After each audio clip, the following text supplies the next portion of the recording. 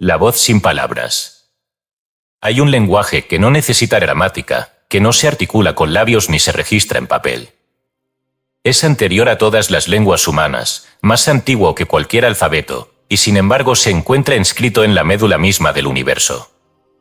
Este lenguaje es silencioso y constante, se filtra por los márgenes del pensamiento, se oculta entre las ramas de un árbol, en el espiral de un caracol marino, en los ritmos de la respiración y en la arquitectura sutil de los sueños.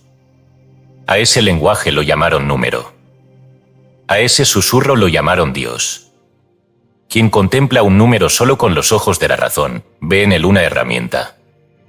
Quien lo contempla con los ojos del alma, ve en él una revelación. El número no es una invención humana. Fue descubierto como se descubre una ley natural, como se intuye una verdad eterna. Es el pulso del cosmos, la vibración secreta que sostiene las formas, los tiempos, las distancias, los ciclos, las simetrías.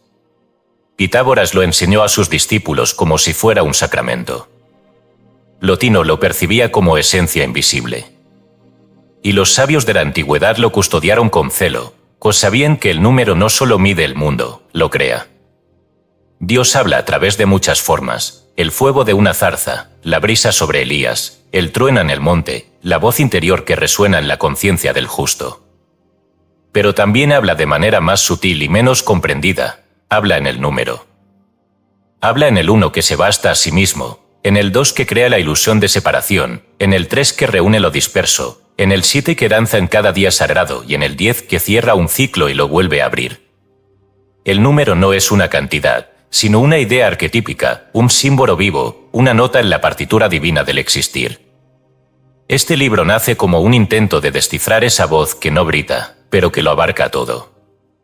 Escrito al modo de los antiguos maestros, como un diálogo velado con la eternidad, busca revelar no datos, sino dimensiones. Cada capítulo es una puerta, no para aprender, sino para recordar. Para intuir lo que el alma ya conoce, pero ha olvidado al cruzar el umbral de este mundo fragmentado. Y en ese recordar, reencontrar la evidencia de que Dios jamás ha guardado silencio, solo ha cambiado de idioma. Hay quienes creen que ver repetidamente ciertos números, como el 11 y 11, el 333 o el 1414, es solo coincidencia. Pero los antiguos sabían que lo que se repite no es casualidad, sino eco. Un eco que proviene de planos más altos, donde la conciencia no se comunica con palabras, sino con vibraciones. Este eco toma forma en números porque el número es, en última instancia, la geometría del alma. La Cábala nos enseñó que cada letra es también un número, que cada palabra en las escrituras tiene un valor secreto que conecta con otras palabras ocultas.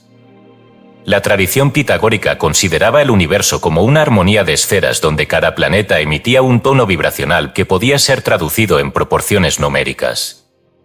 Y en las escuelas de misterios egipcias, los números eran parte del ritual de ascensión del alma, porque representaban estados de conciencia más que unidades contables. En estas páginas no hablaremos de numerología banal ni de supersticiones modernas. Nos sumergiremos en la corriente profunda de los números como entidades vivas, como manifestaciones divinas que contienen mensajes codificados para quienes tengan oídos para oír. Exploraremos textos olvidados, fragmentos de sabiduría oculta, versos de libros proscritos y enseñanzas que han sobrevivido al polvo del tiempo porque estaban inscritas no en papel, sino en la estructura misma del ser. Este libro ha sido escrito con la intención de despertar algo en ti que no puede ser enseñado, una memoria primordial. No te ofrecerá fórmulas para el éxito, ni te dirá qué número te trae buena suerte. Pero te mostrará cómo mirar el mundo como un templo cifrado. Y si aprendes a leer ese templo, no habrá silencio donde no puedas escuchar a Dios. Porque el Creador sigue hablando. En cada latido. En cada estrella. En cada secuencia numérica que se repite sin razón aparente. Este no es un texto para ser comprendido con prisa, sino un umbral para ser cruzado con reverencia. Has sido llamado a recordar. Y los números son la voz que te llama por tu verdadero nombre. El verbo numérico, como la divinidad habla al alma en claves sagradas. Escrito y publicado por Escucha tu subconsciente. Todos los derechos reservados. Hemos notado que más del 80% que visitan nuestro canal no está suscrito. Puede apoyar este proyecto presionando el botón de suscribirse y dándole me gusta al vídeo. Gracias por inspirarnos en seguir creando más y mejor contenido para ti. ¿Estás listo para transformar tu vida? El Uno, el rostro invisible de Dios. Antes de que existiera la forma, ya existía el Uno. Antes de que el tiempo desplegara sus alas en dirección al pasado y al futuro, ya reposaba en sí mismo el principio sin principio, el origen que no necesita origen, la unidad. El Uno no es un número en la serie, porque para que exista una serie debe haber más de uno. El Uno está antes de toda secuencia, de todo conteo, de toda división. El Uno es anterior al nombre y al pensamiento. Es silencio puro. Es el aliento antes de hablar. Es el ser antes del ser. Así como la luz no necesita del ojo para existir, el Uno no necesita del dos para afirmarse. No hay comparación posible, porque no hay nada fuera de él. Este misterio es recogido en los antiguos cantos babilónicos del Enuma Elish, donde se dice: cuando en lo alto el cielo no había sido nombrado, ni abajo la tierra era llamada, solo Apsu, el primigenio, y Tiamat, la madre de todo, existían, sus aguas se mezclaban como una sola. Esta sola sustancia, anterior al cielo y a la tierra, es el reflejo del Uno. No es un Dios entre otros, es el fundamento oculto del ser mismo, que no tiene forma porque todas las formas proceden de él. El Sefer Yetzirah, el libro de la formación, texto fundamental de la tradición cabalística hebrea, comienza con una declaración radicalmente unitaria, con 32 senderos místicos de sabiduría grabó ya: el Señor de los ejércitos, el Dios de Israel, el Dios viviente, Rey del universo, el Shaddai, creador de la luz y del origen, cuya morada está en la eternidad, cuyo nombre es santo. Él creó su mundo con 3 libros, número, escritura y palabra. La creación misma, según esta visión, no parte de elementos dispersos, sino de la unidad que engendra número, palabra y forma como 3 manifestaciones de una misma emanación esencial. Filón de Alejandría, sabio judío helenizado del siglo I, vio en el Uno la imagen más cercana al Dios verdadero. Escribió: Dios es uno, no como número, sino como principio, no como parte de una serie, sino como totalidad absoluta, indivisible, inmutable, invisible, eterno. No tiene segunda cosa junto a él, pues el segundo implicaría límite, división, comparación. Y Dios no admite ser comparado. Para Filón, todo lo que viene después del Uno ya es distancia, ya es alejamiento del principio. En ese sentido, la creación es también un velo, un descenso desde la simplicidad absoluta hacia la complejidad relativa. El Uno, por tanto, no se puede ver. Solo se puede intuir. Quien lo busca con los ojos encuentra la nada. Pero quien lo busca con el alma descubre que todo es uno. No en el sentido místico superficial de todo está conectado, sino en un sentido ontológico profundo. Todo lo que es porque participa del Uno. Todo lo múltiple es sombra de una sola luz. Todo lo complejo es eco de una única nota. El Uno no puede ser dividido, y sin embargo da lugar a la multiplicidad. Aquí reside su paradoja sagrada. No se fragmenta para crear, sino que emana sin disminuirse.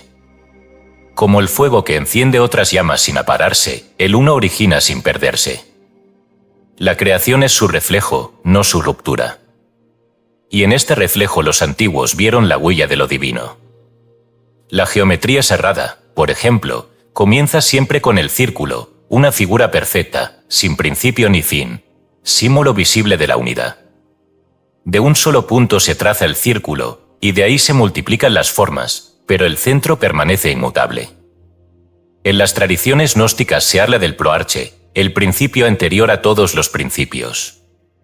Valentín, el gran maestro del gnosticismo alejandrino, afirmaba que el Uno no piensa, porque no hay segundo para pensar, no habla, porque no hay otro a quien decir, no se mueve, porque no hay donde desplazarse.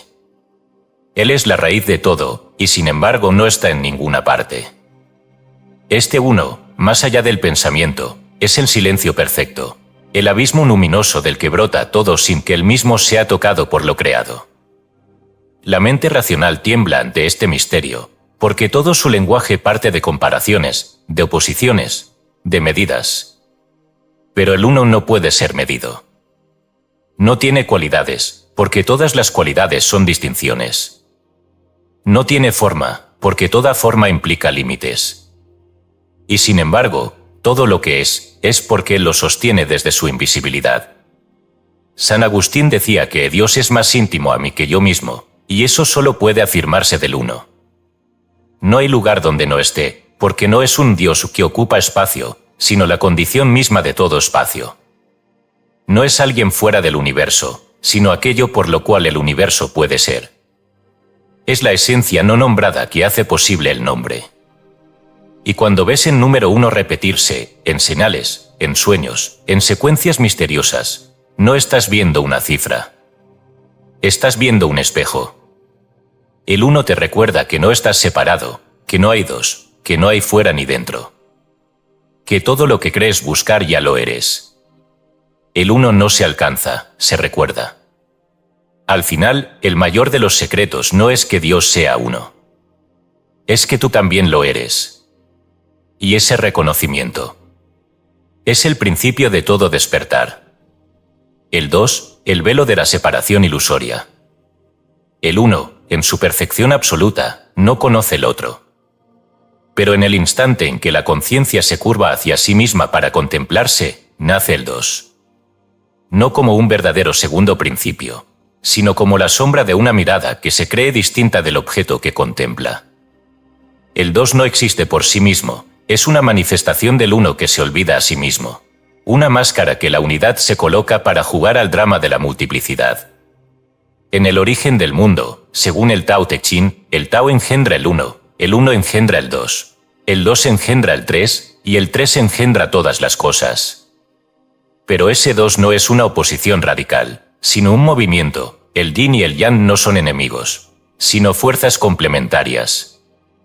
El blanco solo puede existir si hay algo oscuro con que contrastarlo. La noche solo es noche porque hemos conocido el día. Y así, en la danza de estas aparentes oposiciones, el universo se despliega. Pero esa danza no es real separación, sino un juego de espejos que el uno establece para saborearse a sí mismo a través de la diferencia. Los gnósticos lo comprendieron con una lucidez inquietante. En el Evangelio de Tomás, atribuido a Didymos Judas Tomás, uno de los textos prohibidos descubiertos en Nag Hammadi, se lee: Cuando hagáis del dos uno, y del interior como el exterior, y de lo alto como lo bajo, entonces entraréis en el reino. Este no es un llamado a fusionar cosas distintas, sino a reconocer que la dualidad es una ilusión perceptual. El reino no se alcanza resolviendo oposiciones, sino viendo que nunca existieron. La separación entre espíritu y materia, entre Dios y el mundo, es un velo que cubre los ojos del que ha olvidado el origen. El dos aparece como la primera grieta. Es el momento en que la creación se refleja a sí misma y se pregunta si es otra cosa que el creador. En ese instante nace el tiempo, la medida, la distancia. Nace el yo y el tú, el esto y el aquello. Pero esa separación es ficticia. El dos es una ilusión sostenida por la mente para poder pensar. Porque el pensamiento, por su propia estructura, necesita distinguir para poder operar. Pero el alma no piensa, recuerda. La caída descrita en el mito bíblico del Génesis también puede leerse como el paso del uno al dos. Adán y Eva, antes del fruto, no se sabían separados de Dios. Pero al comer del árbol del conocimiento del bien y del mal, dualidad por excelencia, se reconocen desnudos, es decir, distintos. Se inaugura la conciencia de la separación. No porque Dios los haya expulsado, sino porque la mente dividida no puede habitar el paraíso. La unidad no se pierde, se olvida. El dos también es el símbolo de la fractura entre el cielo y la tierra, una división que las cosmogonías antiguas trataron de explicar no como castigo, sino como necesidad. Para que el uno se experimente, necesita del contraste. Así, nace el mundo manifestado. Pero este mundo no es real en sentido último, es reflejo, es teatro, es velo. En la Cábala, esta separación se representa en el descenso de la Sefirot desde Keter, la corona, lo uno, hacia Jochma y Binah, los primeros principios masculino y femenino que forman la dualidad divina. La creación no es una rebelión contra el uno, sino su juego de autodescubrimiento. Pero en ese juego, muchas almas se pierden, creyendo que el dos es la verdad última, cuando no es más que un puente. Y sin embargo, el dos encierra una nostalgia. Porque todo lo que está dividido anhela volver a unirse. El amante busca al amado. El exiliado busca su hogar. La mente busca paz. El espíritu encarnado busca regresar al origen. Esta nostalgia no es una debilidad, es la fuerza oculta que mueve todo en la existencia. El impulso que lleva a las almas hacia la mística, a los científicos hacia la teoría del todo, a los buscadores hacia el silencio. En el corazón de cada dualidad vive el anhelo secreto del uno. Incluso en la más básica experiencia humana, la respiración, el dos se revela como ciclo. Inhalar y exhalar, dar y recibir, contracción y expansión. Pero estos opuestos no son guerra, sino danza. El corazón late en dualidad, pero late al servicio de una única vida. Así también el universo pulsa, entre los pares opuestos, pero por un solo latido. Cuando en tu vida sientas que hay conflicto, cuando el bien y el mal parezcan irreconciliables, cuando te veas separado del otro, del mundo o de Dios, recuerda, el dos no es más que un reflejo del uno mirándose a través de ti. No hay afuera ni adentro. No hay tú ni yo. Todo lo que parece dos. Es solo el uno jugando a olvidarse, para volver a encontrarse. El 3, el equilibrio que une los opuestos. Si el 1 es la semilla y el 2 la ruptura aparente de esa semilla en luz y sombra, el 3 es la reconciliación. El número 3 no emerge para sumar a los anteriores, sino para sanar la división.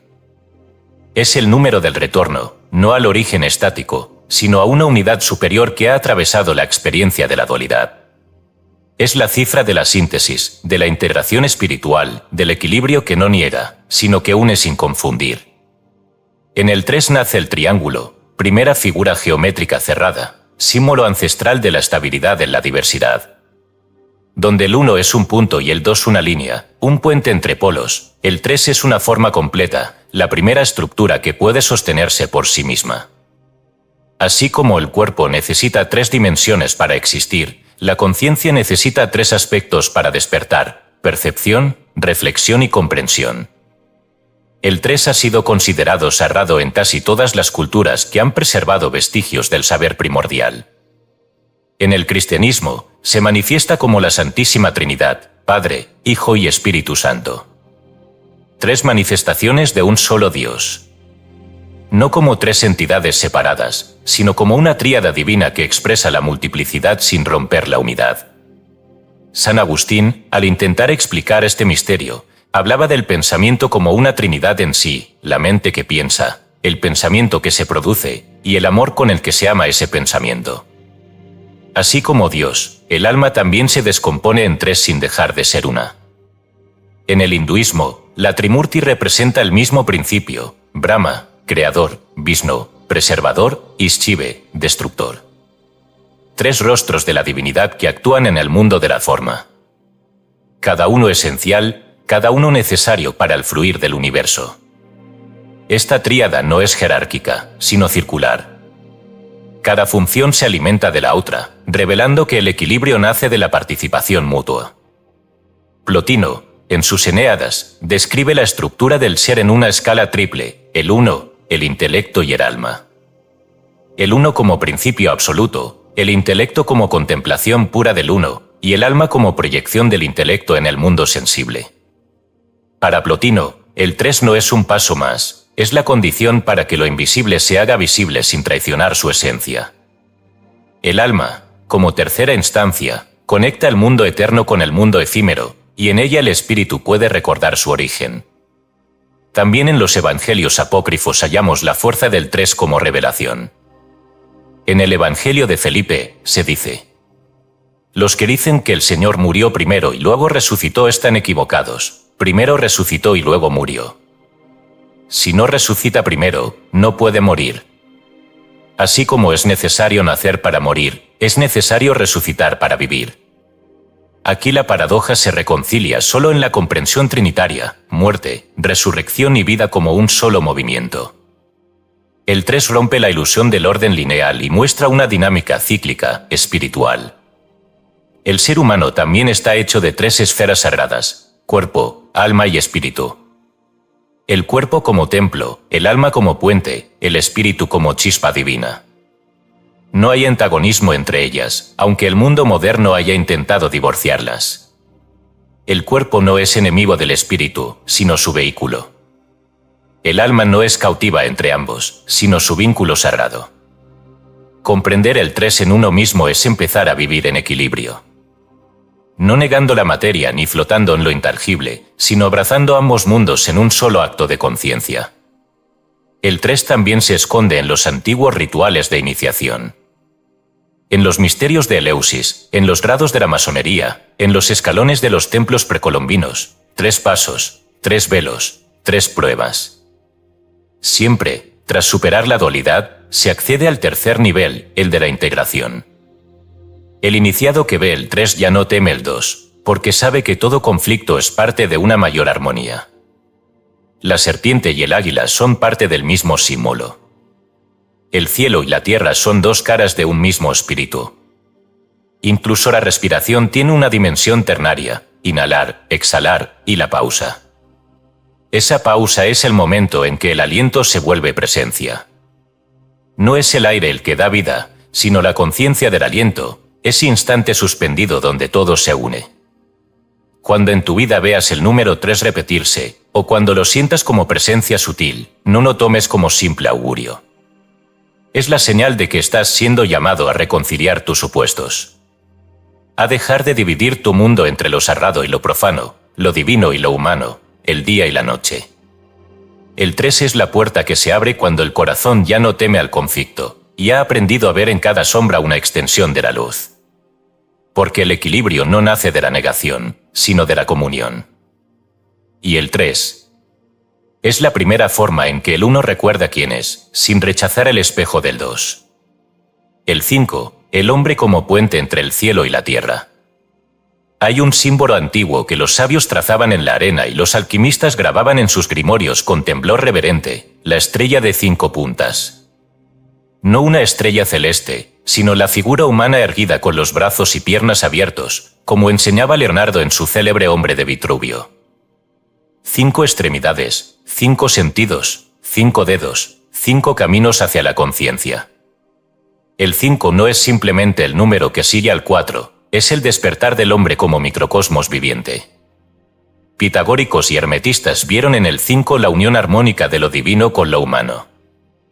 Si el 4 representa la materia, los 4 elementos, las 4 direcciones, los 4 pilares del mundo visible, entonces el 5 es la chispa del espíritu que irrumpe en ese orden estable para animarlo con voluntad.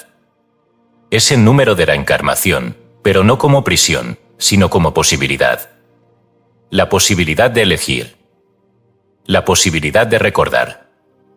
El pentagrama, símbolo sagrado para los discípulos de Pitágoras, era mucho más que una figura geométrica, era un mantra visual, un mapa secreto del alma humana.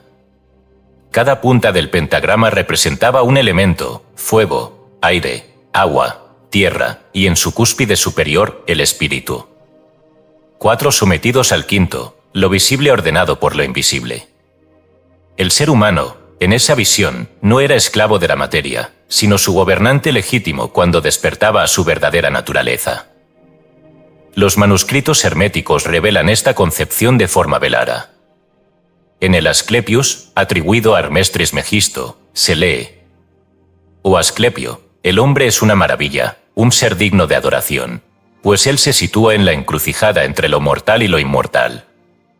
De todos los seres, solo él es capaz de elevar su mente hacia el cielo o de descender a los abismos. Y en esa encrucijada, entre lo alto y lo bajo, entre espíritu y carne, brilla el 5 como signo de la libertad interior.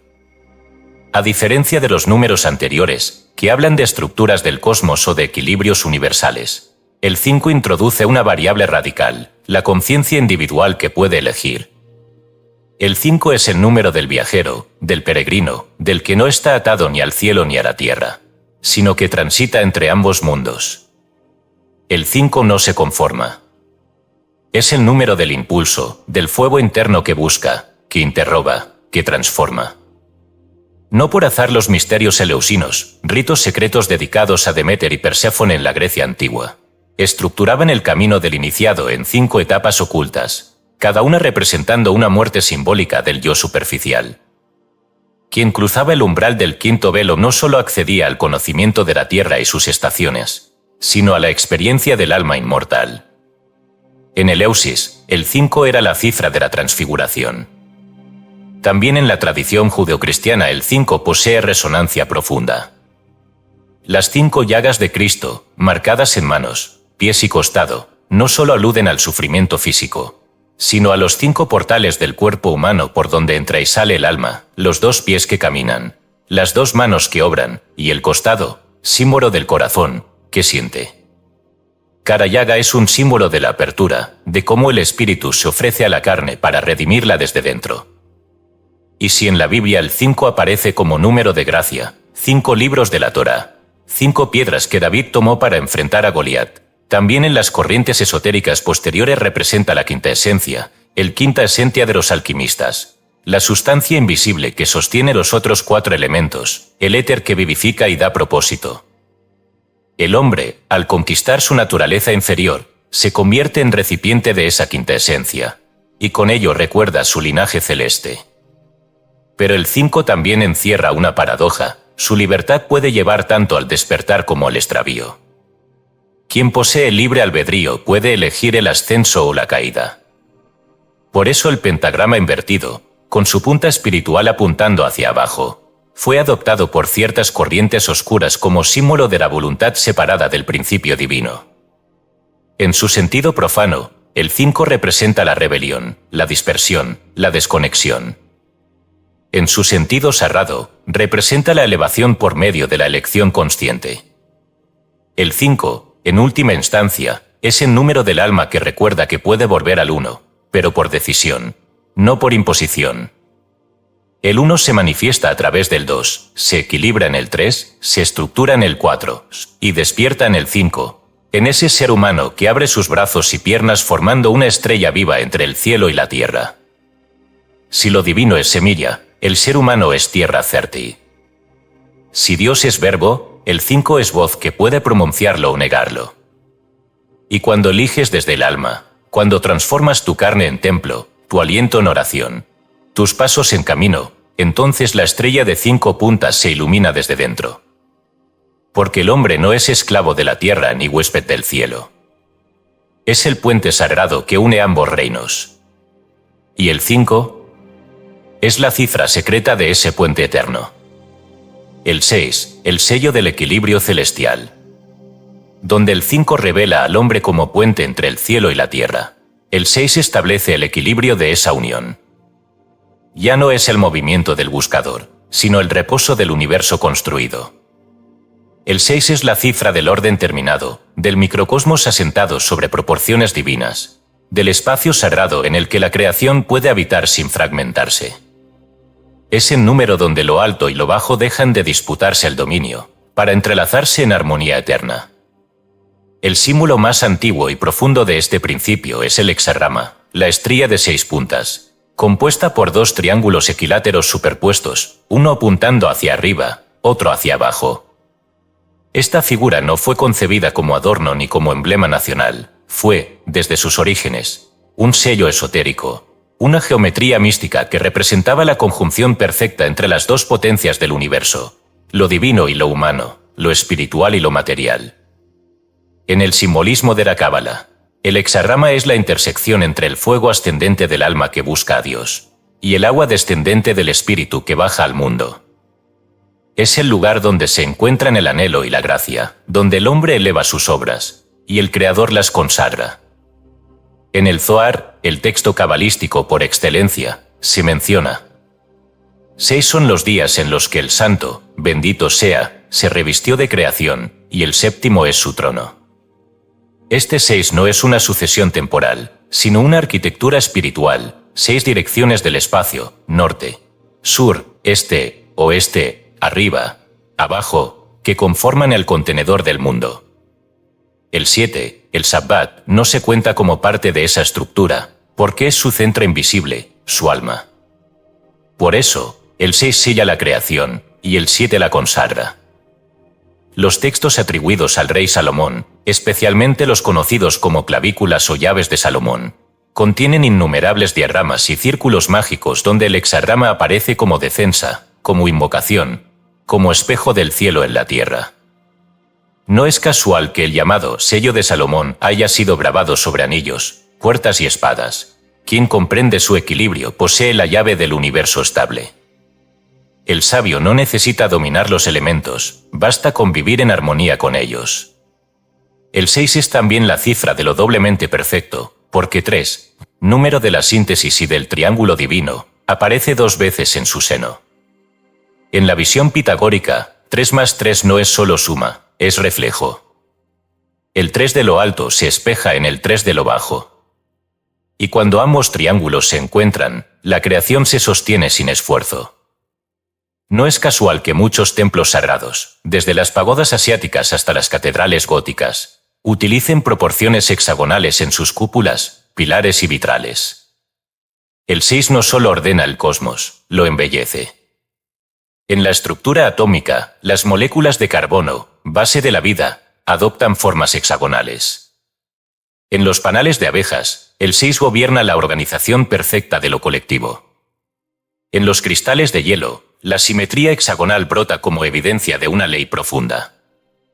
La creación no improvisa, resuena con una música geométrica que la mente moderna ha olvidado, pero que los antiguos escuchaban como oración silenciosa. Y sin embargo, el 6 también guarda un misterio más oscuro. Al multiplicarse, engendra la cifra 666, número que la tradición apocalíptica ha asociado con la bestia. Pero esa asociación es más simbólica que diabólica. En el Apocalipsis de Juan, se afirma: aquí hay sabiduría, el que tiene entendimiento, cuente el número de la bestia, porque es número de hombre, y su número es 666. El 6, repetido 3 veces, puede leerse como la exageración del orden humano sin conexión divina, el equilibrio artificial que niega al espíritu. Es la creación que se adora a sí misma, olvidando al Creador.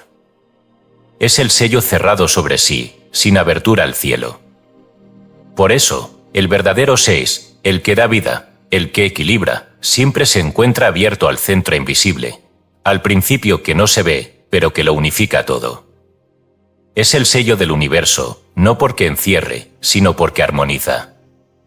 El alma que comprende el 6 no teme la complejidad del mundo, porque ve en su aparente caos un diseño secreto. Así como las flores de 6 pétalos se abren al sol, el alma se abre a lo alto cuando reconoce que la creación es simetría con sentido. La armonía no está en evitar los extremos, sino en integrarlos en un centro invisible. Y ese centro es la conciencia que despierta. Cuando veas el número 6, o cuando lo sientas vibrar en tu entorno, en sueños, en símbolos, en geometrías naturales, recuerda, no estás ante una cifra, sino ante un umbral oculto. Estás viendo la firma del Creador en la obra ya concluida. Estás contemplando el equilibrio perfecto entre lo que asciende y lo que desciende, entre lo que eres y lo que puedes llegar a ser. Porque el verdadero templo no está en las piedras, sino en las proporciones que las ordenan. Y el 6 es la piedra angular invisible de ese templo eterno. El 7, el ritmo del espíritu en la historia. Cuando el 6 sella la arquitectura del mundo, el 7 introduce el aliento que la anima. No es número de estructura, sino de ritmo. No impone formas, sino que marca los tiempos de lo sagrado. El 7 no pertenece a la geometría del espacio, sino a la cadencia del alma que avanza, respira y se transforma. Es el compás secreto con el que el espíritu pulsa a través de la materia, estableciendo una armonía entre lo eterno y lo transitorio. En el relato bíblico de la creación, el 7 aparece como culminación divina. 6 días empleó el Creador para desplegar los cielos, la tierra, las aguas, los astros, los animales y al hombre. Pero el séptimo día no crea, sino que consagra. El Génesis dice: y acabó Dios en el día séptimo la obra que hizo, y reposó en el día séptimo de toda la obra que hizo. Y bendijo Dios al día séptimo, y lo santificó. Génesis 2, 2 o 3. El séptimo día no es solo descanso, es la irrupción de lo eterno en el tiempo. Mientras los 6 días anteriores corresponden al ciclo del hacer, el séptimo introduce el ser. Marca el instante en que la creación reconoce su origen y se vuelve hacia él.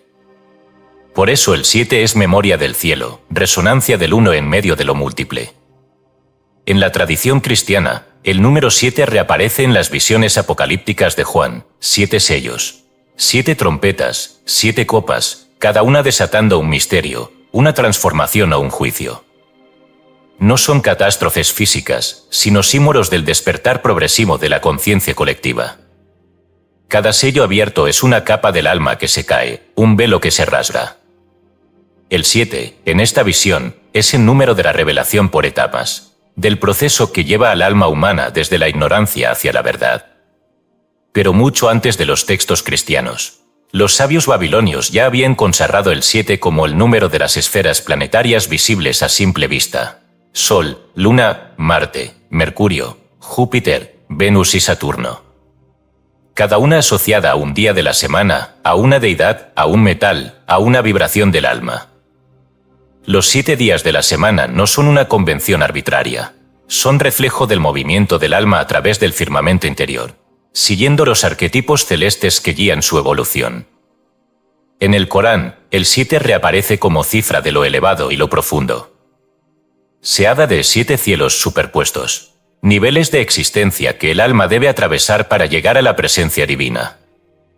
En la Sura Al-Mulk se dice: Él es quien creó 7 cielos en capas.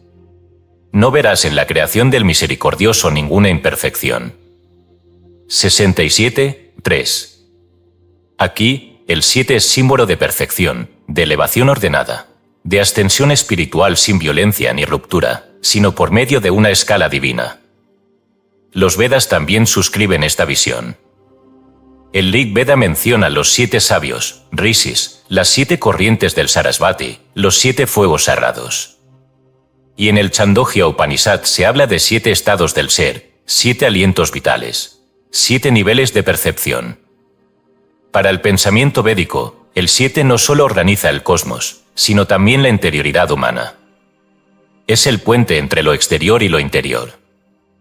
De hecho, en las tradiciones tántricas y yógicas, se reconoce que el cuerpo energético humano está constituido por 7 chakras principales, cada uno resonando con una función espiritual: supervivencia, creatividad, voluntad, amor, expresión, intuición y trascendencia. Desde el Muladhara en la base de la columna hasta el Sahasrara en la coronilla, el alma asciende por una escala septenaria que imita los 7 cielos del Corán, las 7 notas musicales, las 7 esferas planetarias. Cada chakra es una puerta, una lección, un espejo. El 7, entonces, es mucho más que número. Es ritmo universal, repetición sagrada, ciclo del alma. Así como la luna tiene 4 fases en ciclos de 7 días, y el cuerpo humano se renueva en ritmos biológicos septenarios, también la historia, personal y colectiva, avanza por etapas de 7 pasos. El 7 rige los misterios de la vida, del crecimiento, del retorno. Por eso, los antiguos no contaban los años, sino los septenios, ciclos de maduración del alma que permitían el florecer de nuevas capacidades.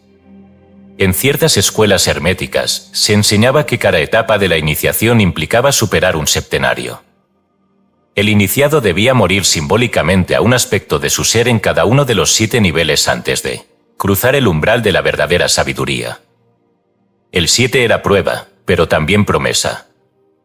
Solo quien había danzado con cada uno de sus propios aspectos podía manifestar el equilibrio del 1. Cuando el 7 aparece en tu vida, como número, como símbolo, como sincronicidad, no lo tomes como una señal de destino, sino como un llamado al orden interior. Quizás es tiempo de cerrar un ciclo. O de honrarlo.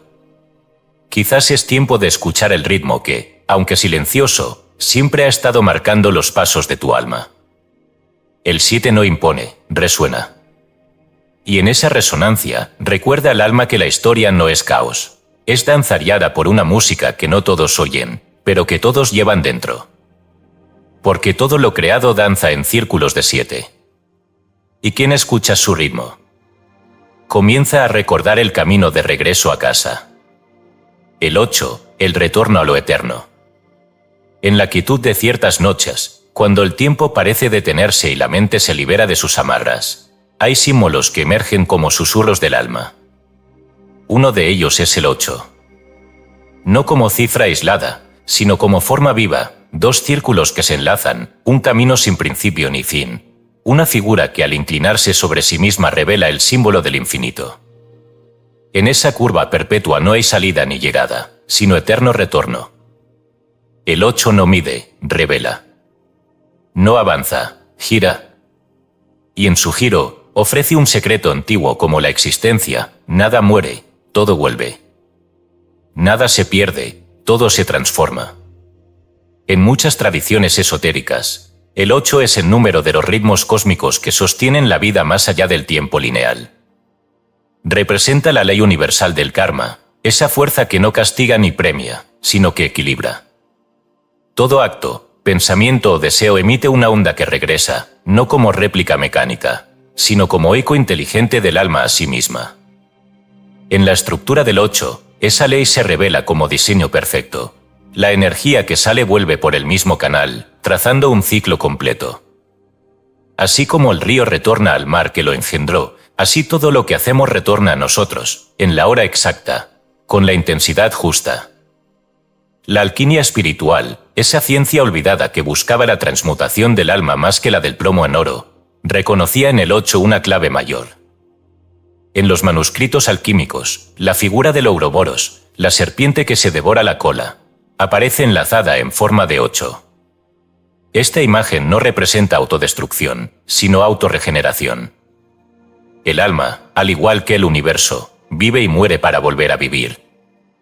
En el 8, la muerte no es fin, sino portal. No hay evolución sin retorno, no hay retorno sin purificación. Todo se recicla, todo se sublima. El 8 también está vinculado a la idea de dominación del tiempo. Si el 7 representa los ritmos del espíritu en la historia, el 8 se alza como el puente entre el tiempo y la eternidad. El ser humano que comprende el 8 no está atado al pasado ni obsesionado por el futuro. Camina el presente como quien recorre un sendero circular, sabiendo que todo lo que fue volverá a ser, y que el ahora contiene todas las eras. En los textos védicos, especialmente en las Upanishads, se menciona que el alma transita por múltiples nacimientos y muertes, arrastrando consigo los frutos de su acción. El 8, en esta visión, representa el hilo invisible que une cada encarnación, no como cadena de sufrimiento, sino como sendero de aprendizaje continuo. A través de cada vida, el alma no gira en un círculo ciego, sino que asciende en espiral, repitiendo lecciones en planos cada vez más sutiles, acercándose, vida tras vida, a la verdad. En el cristianismo primitivo también se hallan ecos del 8 como símbolo de nueva creación. Mientras que el séptimo día representa la culminación del mundo antiguo, el octavo día, el día posterior al Sabbat, simboliza la resurrección, el nuevo nacimiento. Por eso los bautisterios se construían con forma octogonal. Entrar en ellos era atravesar el umbral entre lo temporal y lo eterno, entre la vieja vida y la regeneración espiritual. Cristo resucita en el primer día de la semana, pero ese día es también el octavo, el día que no pertenece al mundo, sino al reino.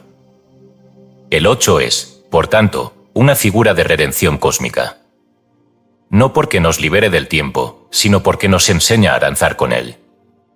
En su diseño curvo y continuo, el alma vislumbra la posibilidad de trascender sin huir, de evolucionar sin negar el ciclo. El tiempo deja de ser enemigo para volverse maestro. Y quien comprende al maestro, aprende no a resistirse, sino a fluir. Porque el 8 no puede ser cortado ni detenido. Solo puede ser vivido conscientemente. En el taoísmo, esta verdad se expresa en el Beagua, el conjunto de 8 trigramas que describen las transformaciones de la energía en el universo. cielo, tierra, trueno, viento, agua, fuego, montaña y lago, 8 arquetipos de movimiento, 8 rostros del Tao. Cada uno de ellos representa una fase, una mutación, un reflejo del constante devenir. Aquí, el 8 no es destino ciego, sino sabiduría que se adapta. Y si el 8 habita en el cosmos, también vive en el cuerpo. En las prácticas esotéricas de respiración y movimiento, como el Qigong o ciertas corrientes del yoga, se enseña a mover la energía vital en trayectorias de 8, dibujando círculos cruzados en el espacio sutil del aura. Estos movimientos no son ejercicio físico, sino invocaciones del equilibrio eterno. El cuerpo se convierte en caligrafía viviente del infinito. Cuando el 8 aparece en tu vida, no lo veas como cifra de abundancia material, como propone la lectura superficial de ciertas corrientes. Mírala como llave vibrante del retorno consciente. Tal vez el mismo error que se repite, el patrón que no logras romper, o la sincronicidad que se repite con inquietante exactitud, no son castigos ni pruebas, sino la oportunidad de cerrar un ciclo con luz. De ver el patrón y bendecirlo. De volver al punto de partida, pero con una conciencia nueva. El 8 no te exige que subas, sino que comprendas. Que el tiempo no es cárcel, sino espejo. Que la eternidad no está en otra parte, sino en el modo en que caminas el aura. Que cada regreso es una oportunidad de redimir el pasado, santificar el presente y sembrar un futuro que ya no será repetición inconsciente, sino danza consciente con el 1. Porque el que entiende el 8 no busca huir del mundo. Sabe que lo eterno ya está aquí, girando en silencio en el centro del instante. El 9, la culminación del espíritu. Hay un momento en todo sendero donde ya no hay más pasos por dar hacia adelante, sino hacia adentro. Un instante donde el alma, habiendo recorrido los valles y cumbres del tiempo, se detiene no por cansancio, sino por revelación. Ese instante, ese umbral, ese aliento sostenido entre lo que fue y lo que está por ser, tiene un número. Ese número es el 9. El 9 es el fin que anuncia un comienzo, el silencio que precede a la nueva palabra, la culminación que no se jacta, sino que se inclina con humildad ante lo que aún no ha nacido. En él no hay estruendo, no hay celebración ruidosa. Hay comprensión. Porque el 9 es el número de quien ha comprendido. Y comprender, en los caminos del espíritu, no es acumular saberes, sino ver con claridad lo que antes se intuía entre velos.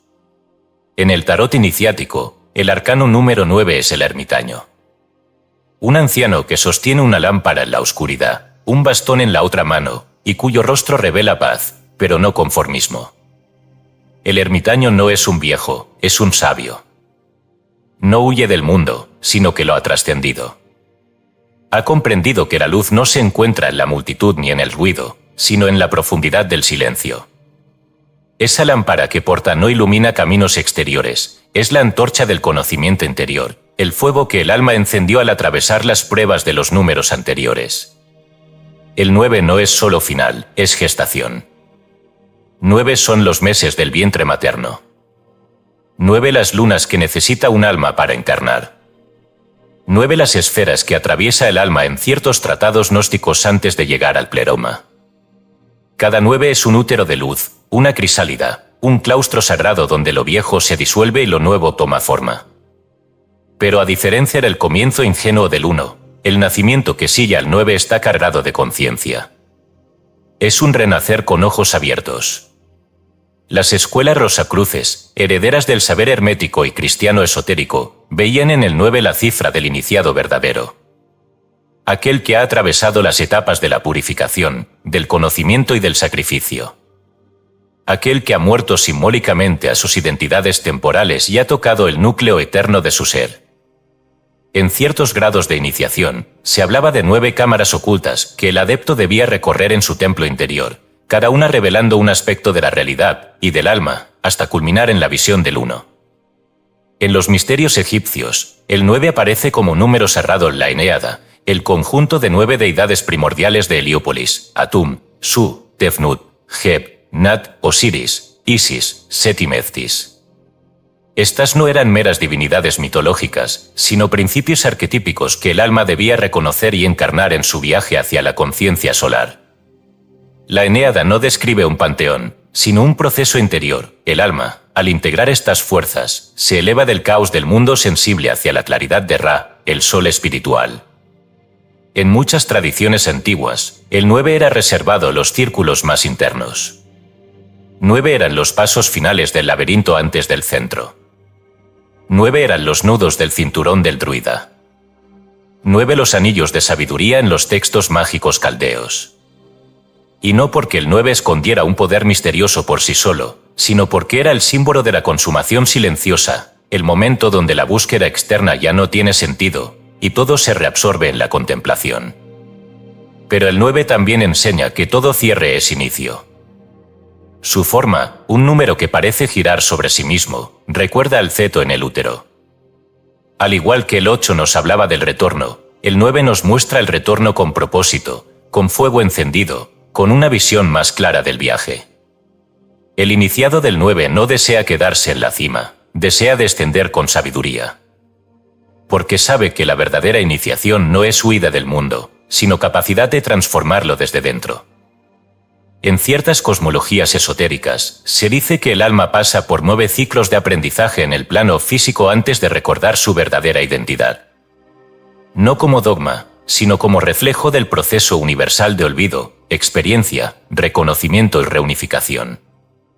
Cada ciclo trae sus pruebas, pero también sus revelaciones.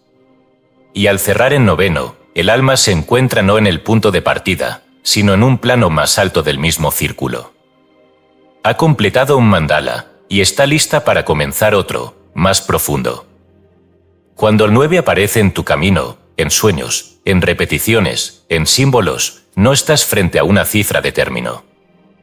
Estás frente a una puerta ceremonial.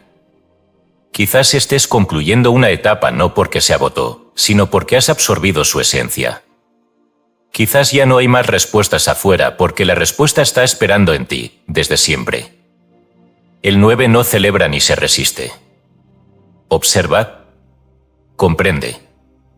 Y en ese acto, se vuelve luz para otros. Porque el que ha recorrido el camino no se siente superior. Se siente responsable. Y el 9 es el signo sutil de esa madurez espiritual. La culminación del espíritu que, al tocar el cielo, decide volver para encenderlo en la tierra. El 10, el número de la totalidad. El 10 no es simplemente una cifra más allá del 9. No es un paso siguiente, sino un círculo cerrado. El número 10 representa el momento en que todo lo desplegado, todo lo vivido, todo lo fragmentado retorna a su origen, no para repetirse, sino para reintegrarse con conciencia. En él no hay solo suma, sino síntesis, no solo final, sino transfiguración. Del 1 al 9 se traza la experiencia, el nacimiento, la dualidad, la reconciliación, la estructura, la libertad, el equilibrio, el ritmo, el retorno, la culminación, y entonces, en el 10, la totalidad se reconoce a sí misma. El 1 regresa, pero no como el punto inicial indiferenciado, sino como uno coronado por la experiencia del todo. El 0 que le acompaña no resta, santifica. El 1 en el 10 no está solo, se ha revestido con la plenitud del círculo. En las enseñanzas alquímicas, especialmente en la tabla de esmeralda atribuida a Hermes Trismegisto, encontramos un eco de esta idea profunda de retorno y síntesis. Allí se dice: lo que está abajo es como lo que está arriba, y lo que está arriba es como lo que está abajo, para realizar los milagros de una sola cosa. Esa una sola cosa es la esencia indivisible de todo lo creado. La chispa divina que ha descendido en múltiples formas, solo para reencontrarse al final. El 10 es ese milagro completo. No solo representa la manifestación total de lo uno, sino su glorificación a través de lo múltiple. En el árbol de la vida de la Cábala, las Sefirot, emanaciones divinas, son 10. Cada una representa un atributo, una faceta de lo divino en su relación con la creación. Desde Keter, la corona, la pura voluntad de ser, hasta Malhut, el reino, la manifestación final en el mundo físico, el arma desciende y asciende por este árbol, como un hilo que va tejiendo significados entre planos. Pero el número no se agota en las 9 emanaciones superiores. El 10 es necesario para anclar lo divino en la realidad. Sin el 10º paso, la creación queda sin raíz, la luz sin forma, el verbo sin carne. El 10 representa entonces la encarnación de la totalidad, la alquimia final donde lo celestial y lo terreno se abrazan en un mismo punto. Por eso en muchas iniciaciones antiguas, la cifra 10 marcaba el ingreso a los misterios mayores, el paso del conocimiento fragmentado a la visión íntegra. El iniciado que llegaba al 10 ya no veía partes, sino el todo en cada parte. Ya no buscaba la luz, porque se sabía portador de ella. Ya no caminaba, porque era el camino. En la matemática mística, el 10 es también la base del sistema decimal, no por conveniencia humana, sino por reflejo del orden universal. 10 dedos en las manos, 10 fases lunares en ciertos calendarios antiguos, 10 mandamientos en el Sinaí. El 10 organiza, ordena, establece.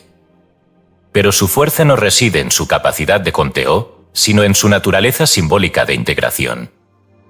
En el simbolismo pitagórico, el 10 era representado por el tetractis, un triángulo formado por la suma de los 4 primeros números, 1 más 2 más 3 más 4 igual a 10, dispuesto en 4 niveles que contenían la totalidad del cosmos, punto, línea, superficie y volumen.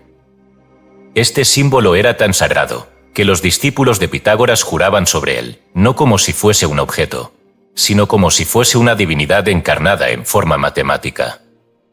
El 0, que acompaña al 1 en el 10, no era concebido por los sabios antiguos como ausencia, sino como potencia. El 0 es el vacío ferti, el campo cuántico del alma, el espacio donde lo divino puede volver a germinar. El 1 sin el 0 es origen, el 1 con el 0 es origen con plenitud, el verbo vuelto templo, la chispa vuelta universo. Y sin embargo, el 10 no marca la llegada. Marca el nuevo comienzo con sabiduría. Así como la espiral no repite el mismo punto, sino que lo eleva, el 10 no regresa al 1 ingenuo, sino al 1 transformado. Al 1 que ha descendido al mundo, que ha sido 2, 3, 4, que ha sufrido, elegido, equilibrado, recordado y culminado, y que ahora retorna con los ojos abiertos y el corazón expandido. Cuando el 10 se presenta en tu camino, como señal, como número recurrente, como etapa de vida, no estás siendo llamado a empezar de nuevo como quien no sabe. Estás siendo convocado a iniciar con integración, a comprender que todo lo vivido no fue fragmentación, sino partes de un mandala mayor. No hubo error, solo aprendizaje. No hubo desviación, solo iniciación oculta. El 10 no exige que olvides el viaje. Te pide que lo honres. Porque el que ha recorrido el camino del 1 al 9 no es quien comenzó. Es el 1 coronado, el 1 sabio, el 1 manifestado en plenitud. Y el 10. Es la cifra sagrada de ese 1 que, tras recorrer el universo, vuelve a casa llevando todo consigo. La repetición sagrada, números dobles y puertas dimensionales. En ciertas noches, cuando los velos entre los mundos son más delgados, algunos números aparecen con insistencia. En relojes digitales, placas de automóviles, facturas, libros abiertos al azar. Siempre fugaces, siempre con el temblor de lo inexplicable. Son números que se repiten, espejos enfrentados, secuencias como 11 y 11, 10 y 22, 1414, 1717. Aparecen sin ser llamados, pero dejan la impresión de haber sido esperados. Muchos los llaman coincidencias. Pero los sabios de la antigüedad, y también los ocultistas de los grimorios perdidos, sabían que estas repeticiones no son errores del azar, sino ecos arquetípicos, resonancias de un lenguaje más antiguo que el pensamiento, más profundo que la palabra. El número repetido es una llave vibracional. Su estructura es espejo, lo que está a un lado refleja al otro.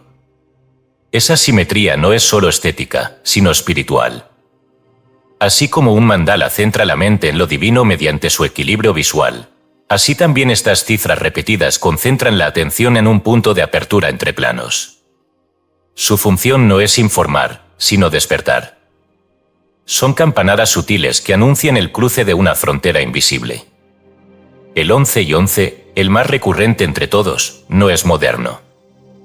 Aunque su fama se ha amplificado con las tecnologías digitales, su simbolismo se encuentra en registros milenarios. En los papiros caldeos del templo de Ur, ciertas oraciones a los dioses estelares se realizaban en intervalos de tiempo equivalentes al paso solar por el grado 11 de ciertas constelaciones sagradas. Más tarde, en el manuscrito conocido como Libernal, atribuido a círculos mágicos posteriores a los grimorios salomónicos, se habla de las horas gemelas como momentos de alineación entre el mundo físico y el plano astral. No eran supersticiones, sino ventanas cuidadosamente observadas por quienes conocían el arte de leer entre los signos. El 11 y 11 representa el portal de la mente hacia el yo superior, el reflejo del uno en el uno, el momento en que la conciencia individual se enfrenta con su imagen en lo eterno. Es el número que no suma ni se dispersa, sino que señala, mira.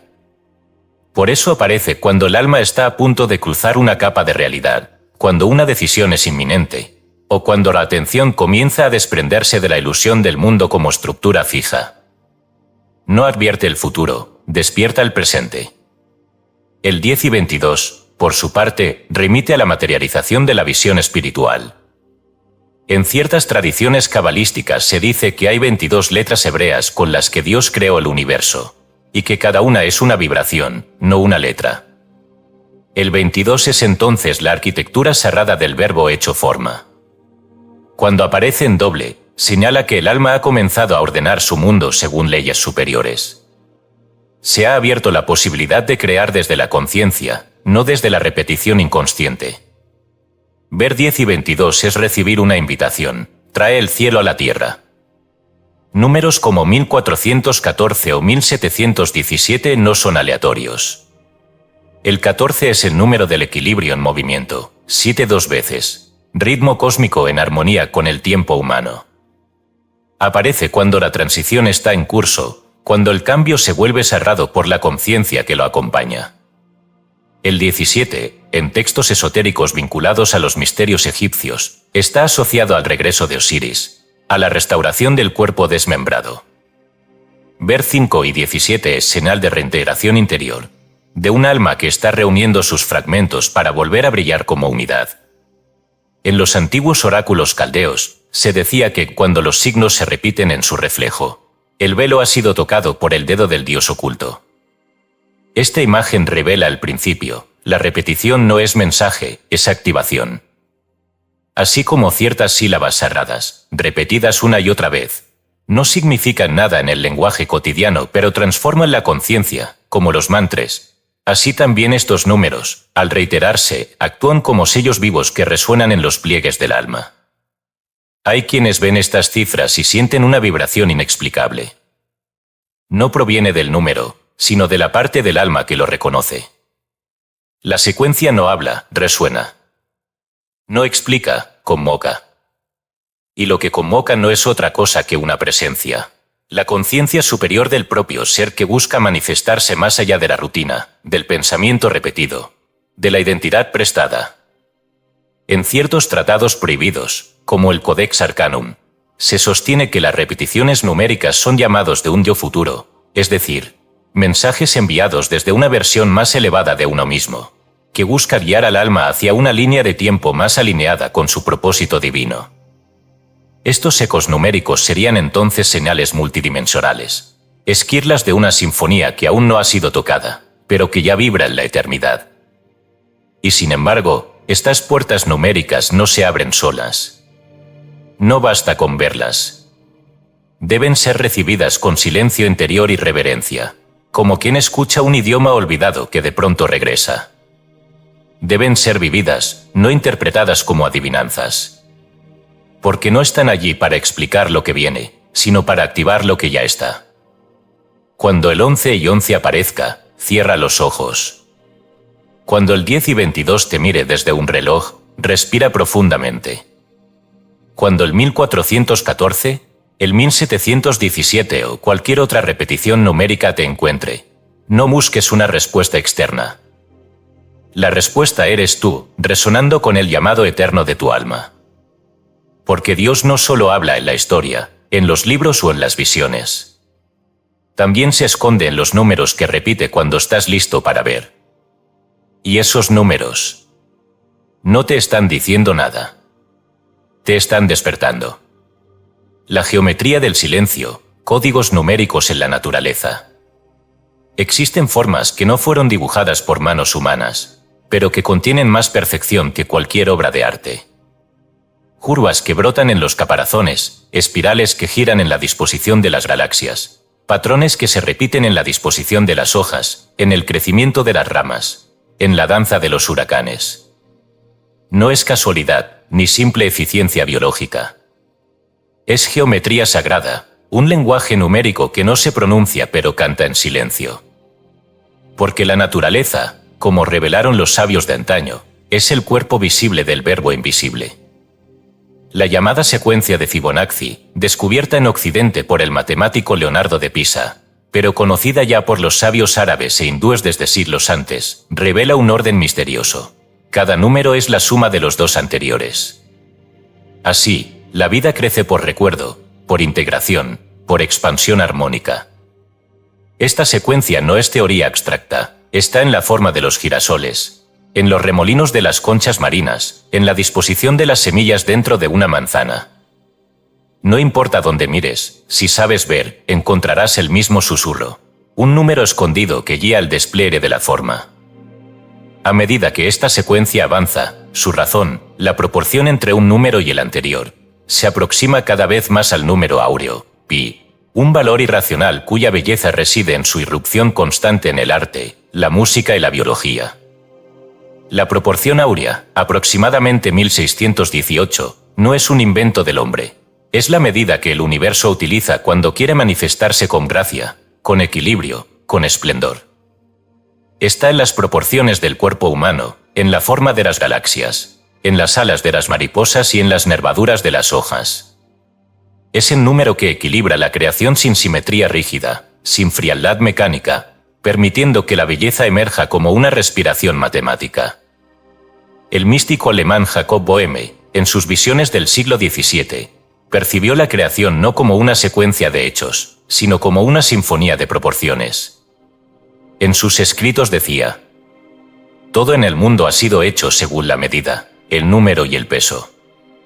Y quien conoce el número correcto, conoce también la esencia de todas las cosas. Para Boehme, el universo no era otra cosa que Dios desplegándose en geometría viva, y el alma humana era su eco más íntimo.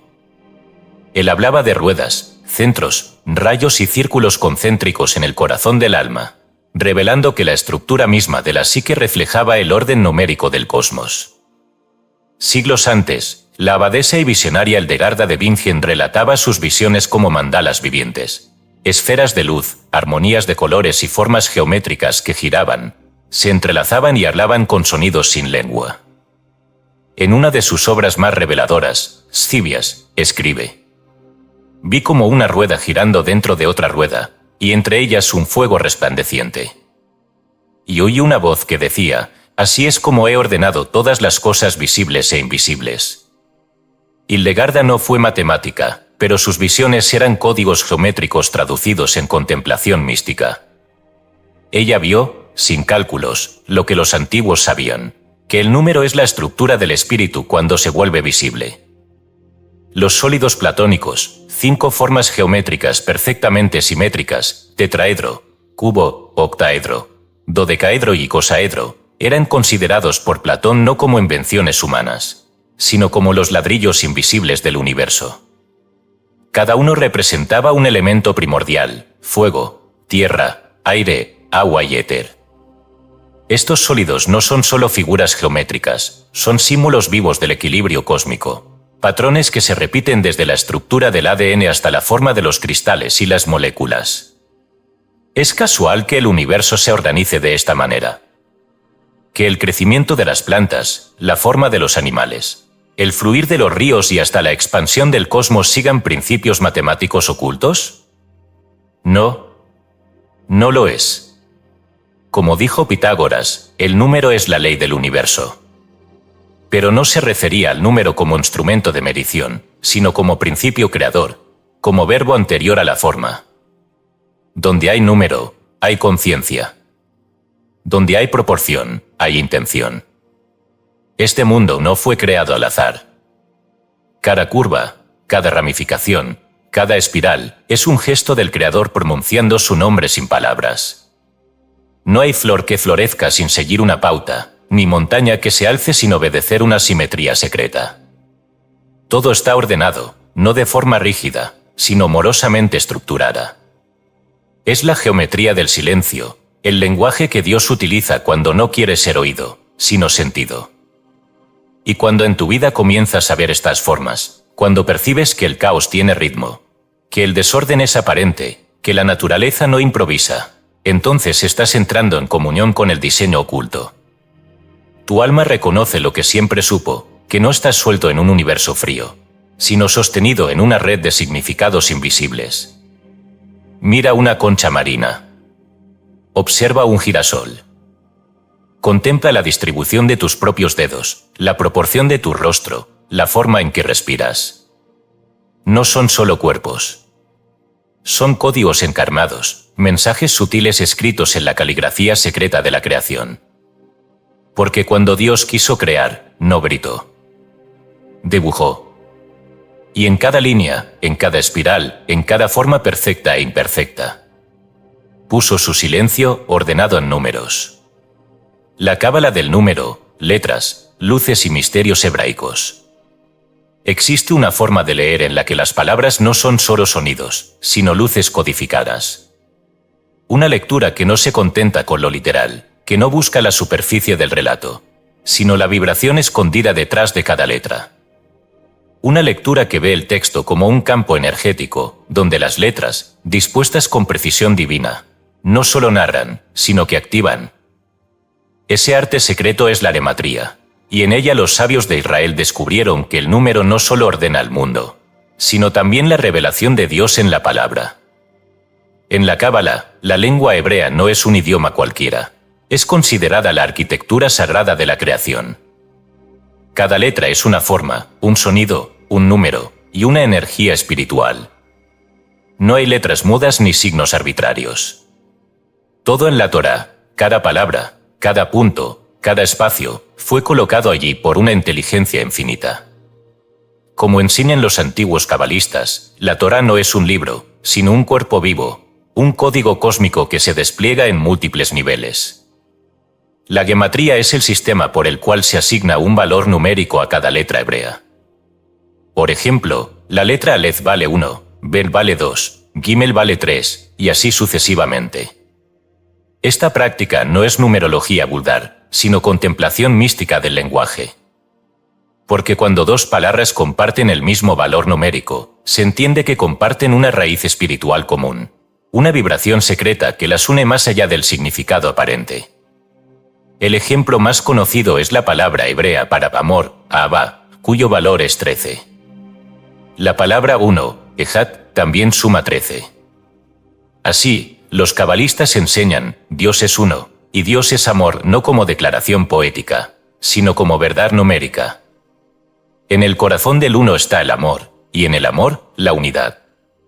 Así funciona la gematría, revela lo que los ojos no ven, pero el alma intuye. Otro ejemplo, el tetragrámaton, el nombre sagrado de Dios, YHVH, tiene un valor de 26. La palabra verdad, Emet, suma 441. Si sumamos los dígitos de 441, 4 más 4 más 1, obtenemos 9, el número de la culminación. Si hacemos lo mismo con 26, 2 más 6, obtenemos 8, el número del retorno. Aquí, los sabios perciben que la verdad conduce al final de un ciclo, mientras que el nombre conduce al regreso eterno. La Cábala no lee la Torá, la escucha como un canto cifrado. El Zohar, libro fundacional del misticismo judío, no se detiene en significados literales. Cada verso es una puerta a infinitos niveles de interpretación. En él se enseña que el mundo fue creado con las letras del alfabeto hebreo, y que Dios consultó cada una antes de decidir con cuál comenzar su creación. Alef, Bet, Gimel, todas fueron llamadas, pero fue Bet la elegida, pues es la primera letra de Bereshit, En el principio, palabra inaugural de la Torá. Y sin embargo, Aleph, que representa el uno silencioso, permanece al frente del nombre divino, revelando que el silencio es anterior al verbo, así como el uno es anterior a toda multiplicación. Los sabios entendían que cada nombre en la escritura contiene una enseñanza, y que sus valores numéricos son ecos de las estructuras celestiales. Abraham, cuyo nombre suma 248, representa las 248 partes del cuerpo según la tradición rabínica, y las 248 órdenes positivas del código divino. Sara, Isaac, Jacob, cada uno de ellos lleva en su nombre no solo una historia, sino una función dentro de la mecánica espiritual del universo. La gematría permite entrelazar palabras, pasajes y conceptos a través de su vibración numérica. No se trata de forzar coincidencias, sino de ver con otros ojos. Para los iniciados, el texto sagrado no está impreso en tinta, sino en fuego negro sobre fuego blanco. Las letras son brasas, y el alma que las contempla con reverencia las ve encenderse. Porque leer gemátricamente es entrar en la frecuencia divina. Incluso en las oraciones más simples, los códigos numéricos vibran. El Shema Israel, la gran afirmación de fe. Shema Israel, Adonai Eloheinu, Adonai Echad. Escucha, Israel, el Señor nuestro Dios, el Señor es uno. Aquí, la palabra Echad, uno, no es mera unidad aritmética. En gematría suma 13, como ya dijimos. Pero si tomamos la totalidad de la frase y la descomponemos, obtenemos combinaciones numéricas que reflejan el mismo patrón del nombre divino, la creación, la totalidad y la unidad. No es un rezo, es una ecuación mística que el alma recita para recordarse a sí misma. Y si todo en la Torá está cifrado en números, entonces cada verso es un mapa estelar del alma, un espejo en el que puede reconocerse el origen, la caída, el exilio y el retorno. Los sabios no memorizaban los textos, los contemplaban como fórmulas vivas. Por eso decían que no hay palabra sin secreto, ni letra sin propósito. Todo tiene peso. Todo tiene medida. Todo está conectado. Cuando la gematría entra en el corazón, el lenguaje ya no es vehículo de ideas, sino puente hacia lo eterno. Las palabras dejan de ser límites y se vuelven luces intermitentes que revelan el rostro oculto de lo divino. No se trata de decodificar todo como una obsesión, sino de saber que en cada nombre, en cada número, en cada suspiro del texto sagrado, hay una chispa esperando ser encendida. Y cuando uno ve aparecer cifras como 26, 72, 13, 613, y las siente vibrar en su interior, no está ante simples números. Está ante nombres del infinito, llamados silenciosos de lo alto a lo profundo del alma. Porque para la Cábala, Dios no se explica. Se deletrea, letra por letra, número por número. Y cada letra es una escalera que conduce hacia la luz primordial. El número que aún no se ha manifestado. Hay un punto donde el pensamiento se detiene, no por incapacidad, sino por reverencia. Un umbral que no puede ser cruzado con la mente analítica, sino solo con una disposición interior que reconoce la existencia de lo que aún no ha sido revelado. Así como el ojo no puede ver más allá del espectro visible, la conciencia humana, tal como está estructurada, no puede aún abrazar ciertos niveles numéricos que laten más allá del horizonte del alma despierta. Este capítulo no trata sobre cifras conocidas ni sobre símbolos registrados.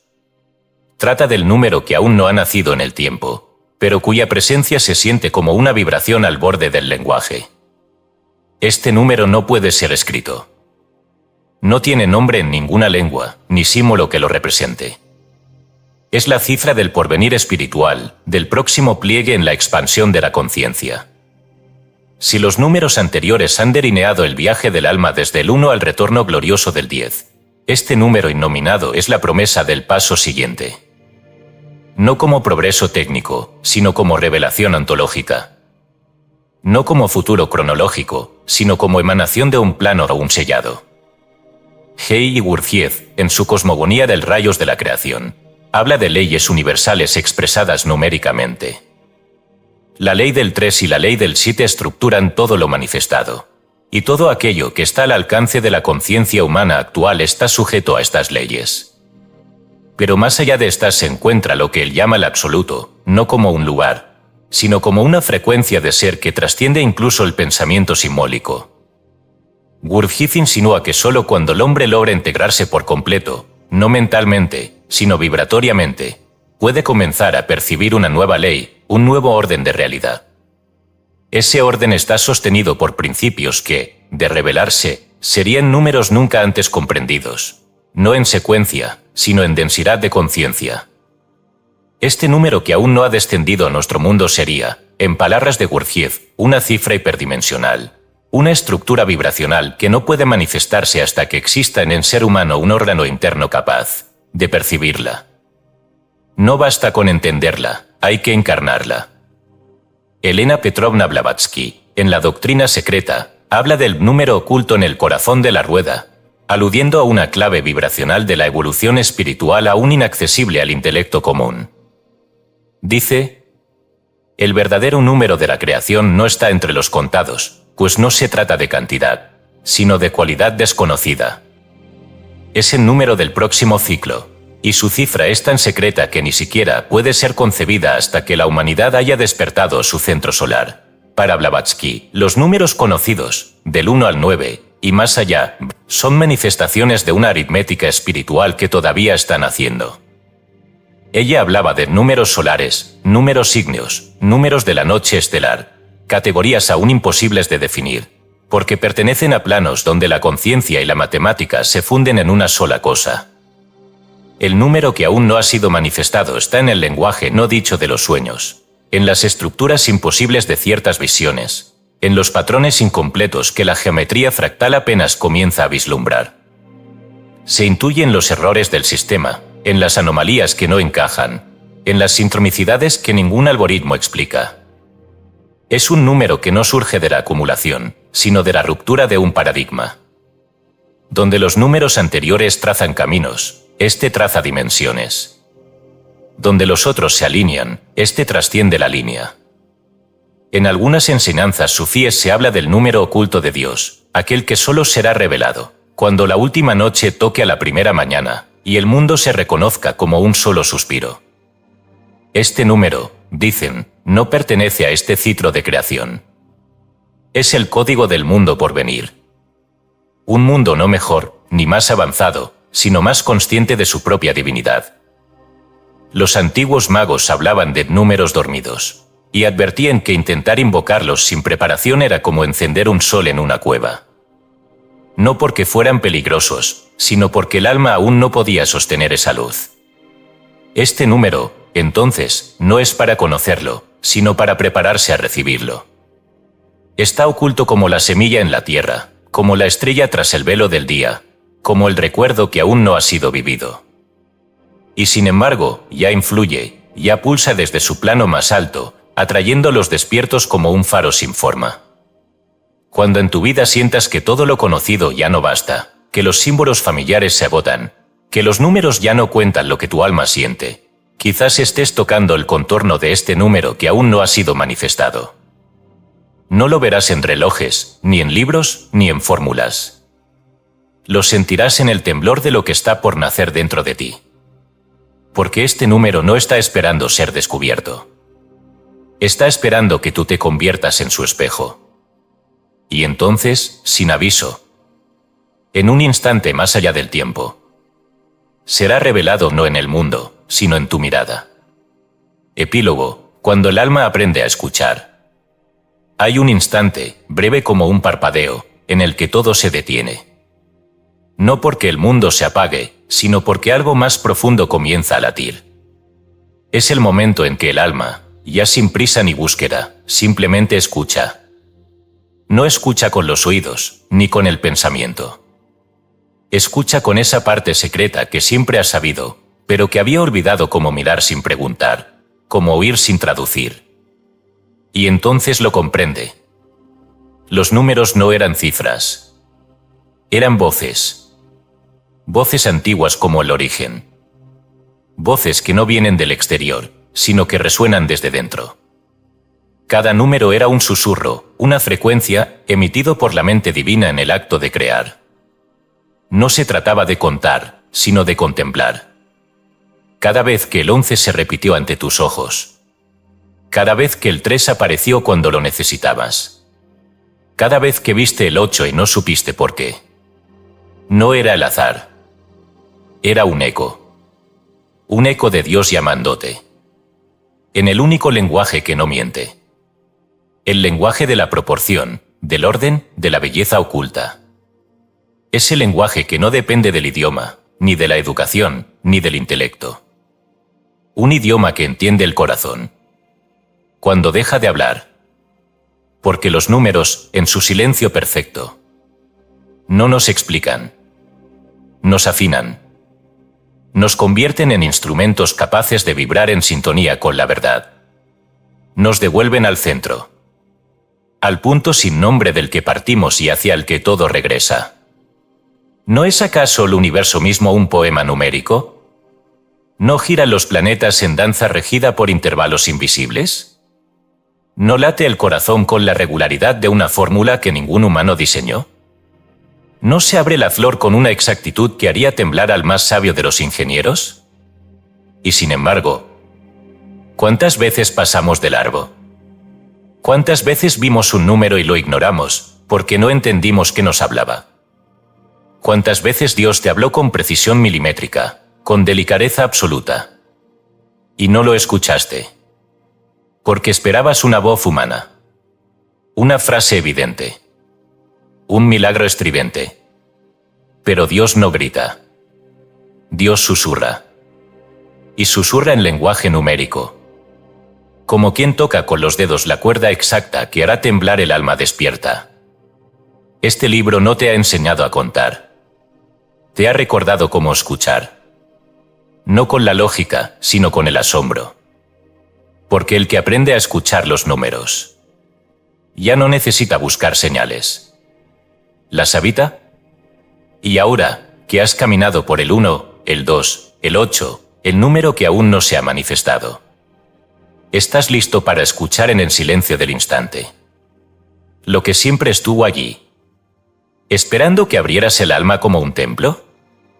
Los números no terminan. No se agotan. Son eternos instrumentos del verbo, afinados por la mano de lo innombrable. Y en cada uno, si sabes callar lo suficiente, descubrirás la voz que no usa palabras, el lenguaje que no necesita traducción. Solo entonces lo sabrás. Dios te ha hablado siempre. Tú solo necesitabas aprender a escuchar.